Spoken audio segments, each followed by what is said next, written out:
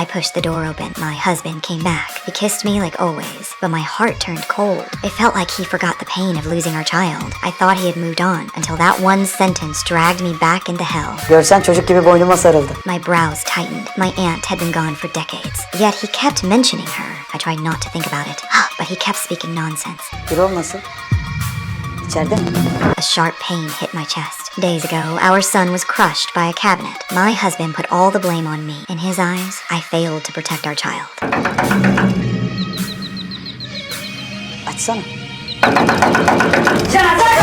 I hesitated at the doorway. The next second, I froze. Outside stood my husband. Then who was the one inside me? Panic swallowed me. I paced back and forth. When I opened the door, his anger poured out. Niye açmıyorsun?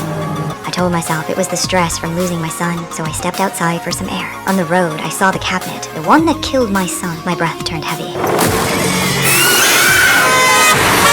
In the blink of an eye, it vanished with two dark shadows. I thought I was losing my mind. Strange visions kept haunting me. I washed my son's clothes again and again, hung them outside, as if he was still here. My husband stayed silent, trapped in sorrow. Sometimes I mistook other kids for my own. One day, I tried to talk to him, but he ignored me. So I went alone to the cemetery. I touched the tombstone, whispering sorry again and again. Suddenly, a chilling sound came from behind.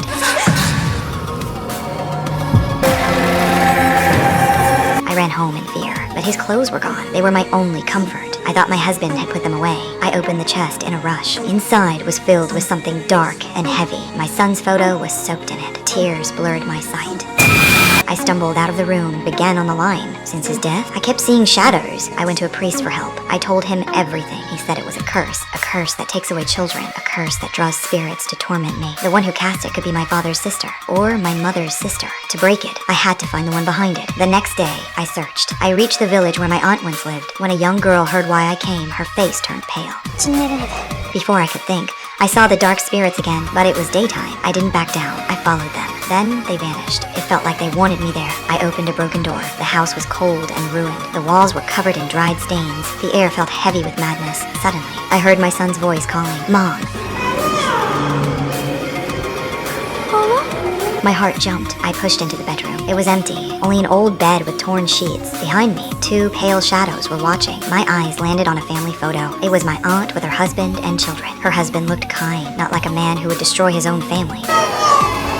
Then the blanket on the bed moved. Fear gripped me. I pulled it open with shaking hands. Underneath was a burned doll, the same one I had seen in the chest before, and that was only the beginning. Körebe oynayacağız kızım.